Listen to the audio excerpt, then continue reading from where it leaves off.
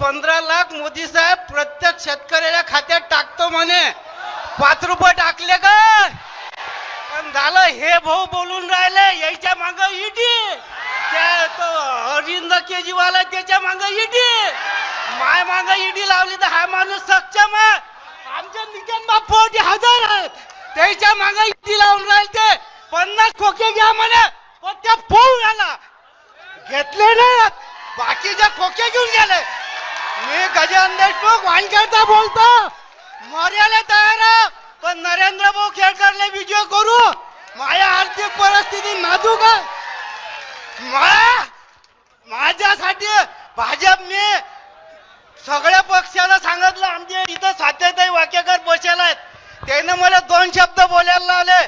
शेतातून येऊन राहिलं मी आलं ताई काय बोलता, हा जयेंद्र तर ना सूर्य डमी पत्रिका